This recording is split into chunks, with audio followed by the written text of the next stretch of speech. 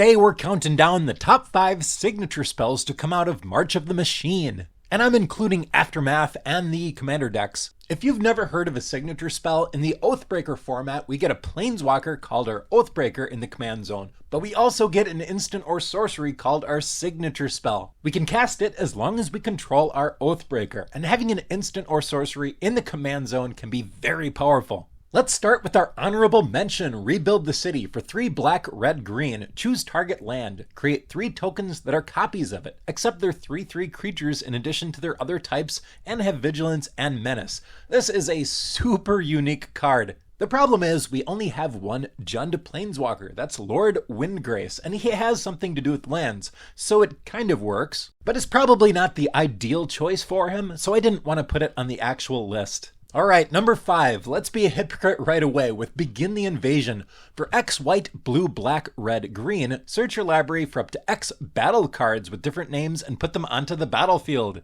Unfortunately, this one also only has one legal planeswalker that we can use it with, that's Jared Carthalion. Although Urza Academy Headmaster is a silver bordered 5-color planeswalker, I guess you could rule 0 that in. The difference here is people are actually using this with Jared. And while I'm not actually a big fan of battles, this does build a super unique deck. Number 4, Render Inert, a sorcery for 2 black. Remove up to 5 counters from target permanent. Draw a card. Obviously in a format that is dominated by planeswalkers, planeswalker removal is going to be pretty good. It's not extremely exciting, but it seems good. Number 3 is Pile On, an instant for 3 and a black. It destroys target creature or planeswalker, Surveil 2, and it also has Convoke, so we can get this down to possibly even 0 mana. And while it probably won't come up, we can also actually convoke away the command attack, so we're going to be casting this a 2nd or a 3rd time. Number 2, Nurs War Crafting, a sorcery for 1 red red.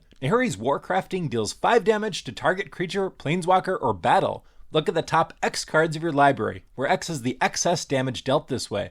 You may exile one of those cards, put the rest on the bottom of your library in a random order. You may play the exiled card this turn. And number 1, Breach the Multiverse, a sorcery for 5 black black. Each player mills 10 cards. For each player, choose a creature or planeswalker card in that player's graveyard.